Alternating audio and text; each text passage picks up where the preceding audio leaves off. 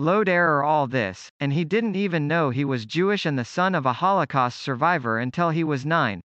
A rabbi proudly joining the German army 8 decades after the Nazis orchestrated the Holocaust is a hugely symbolic moment for the Jewish community. Balla will be sworn in at a synagogue in Leipzig, Eastern Germany, on Monday. Officials hope his appointment will highlight the open and diverse face of the country's modern-day armed forces, the Bundeswehr. But it comes against the backdrop of a series of far-right extremist scandals within the German military and police in recent years, and amid rising levels of anti-Semitism across the country.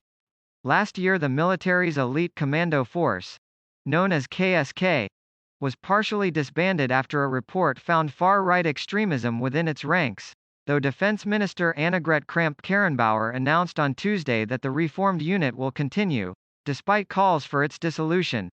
A separate elite state police unit, called SEK, was dissolved last week after its officers were alleged to have glorified the Nazis in an online chat group.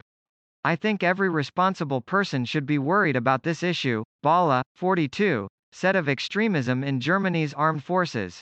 Military rabbis will not solve every single problem within 1 week, he told CNN by phone from his Leipzig home. But, he added, we have to work with a vision for the future, of how we want German society and the Bundeswehr to look like in a decade. Balla will eventually be one of up to 10 rabbis providing pastoral care for the estimated 80 to 300 Jewish soldiers currently serving in the Bundeswehr. The estimates are based on voluntary disclosures. Much like Christian chaplains, the rabbis will hold religious services and offer counseling, open to soldiers of all faiths, in what Balla hopes will be part of the ethical education of all the soldiers in the Bundeswehr. There are currently Catholic, Protestant and, from Monday, Jewish chaplains in the German military. The last time rabbis were part of Germany's armed forces was during World War I, when around 100,000 Jewish soldiers fought for the country. Jews were banned from serving in the military shortly after Hitler assumed power in 1933, as part of the Nazis' early efforts to remove them from public life. After the crimes of the Wehrmacht, the Nazi-era military, no Jewish person could imagine serving in the German army, says Anthony Cotters, a professor who specializes in German Jewish modern history at the UK's Kiel University. Those who continued to live in what he called Germany's blood-soaked land, in the aftermath of World War II were even considered traitors by some Jews elsewhere, he says. In the immediate post-war years, a divided Germany opted for a culture of silence around its Nazi-era atrocities, but in recent decades this has shifted to a culture of remembrance, Erinnerungskultur, which sees schoolchildren educated about the horrors of the Holocaust from an early age. Balla says there is an understanding that Germany really did its best among European countries to face and confront its past, and I think it should be acknowledged. That doesn't mean everything is perfect, he says, pointing to the ongoing problem of anti-Semitism and hate crime in the country. But he believes the way to combat extremism is to work together. Germany's Jewish community don't just want to shout about the bad things, he says. We want to do our part. The Jewish community has changed, Balla says, adding, we understand that this is not the same Germany. The crimes were not only worrying but also deeply shameful against the background of our history, Interior Minister Horst Seehofer told a news conference last month. Balla's historic appointment goes beyond pastoral care for Jewish soldiers, Kramp-Karrenbauer said, explaining that it was a contribution against growing anti-Semitism, extremism and populism in society. Balla was born in Budapest, Hungary, in 1979, the son of a Jewish mother and non-Jewish father who served as a lieutenant colonel in the Hungarian army. His father was the commander of a base near Budapest, and as a child Balla spent a lot of time around soldiers, paving the way for a lifelong appreciation of the armed forces. Growing up, he says, religion was not really on the table, and he only found out he was Jewish at the age of 9, after seeing an advertisement for a church and asking his mother if he could go along. That's when she told me we had to talk, he recalls. Balla's mother revealed that she and her parents were Holocaust survivors. He says discovering his Jewish heritage was like finding an old diary in the attic that belonged to your great-grandparents, explaining that it was fascinating to learn that little story there is actually yours.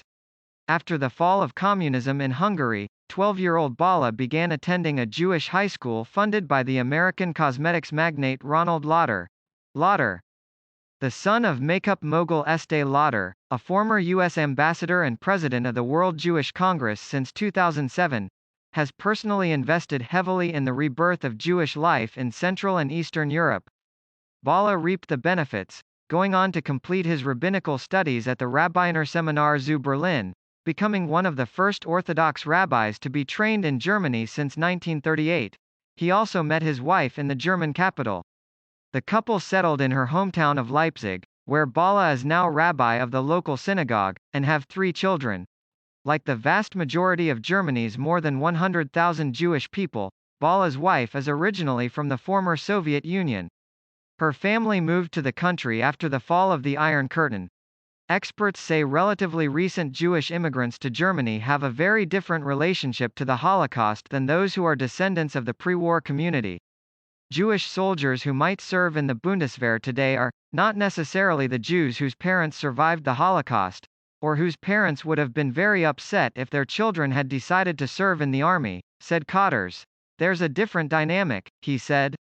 The Holocaust wasn't as important to these parents, he said of Jewish immigrants in the early 1990s. They didn't have the sense of guilt that most Jews felt. Those who returned to West Germany for all sorts of reasons in the 1950s and 1960s or had survived underground and decided not to leave the country, for whom it would have been unthinkable to be associated with the German military.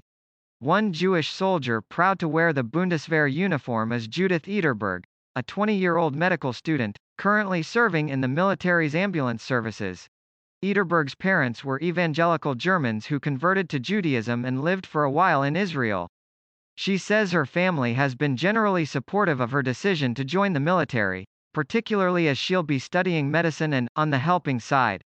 Ederberg was born in Jerusalem, but grew up in Berlin where, she says, we talked about the German Nazi past so much at school that we don't really talk about it much these days.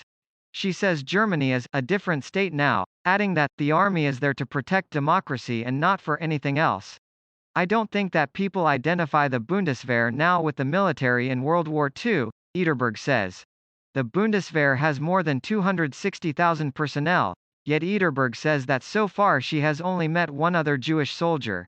She's excited to be attending Rabbi Balla's swearing-in ceremony on Monday. Given COVID restrictions, it'll be a small gathering, with guests including Defense Minister Kramp-Karrenbauer and the President of the Central Council of Jews in Germany, Joseph Schuster. Ederberg says she's pleased she'll now have a rabbi on hand to ask religious or personal questions. German officials will be hoping it's not just Jewish soldiers who seek Balla's insight.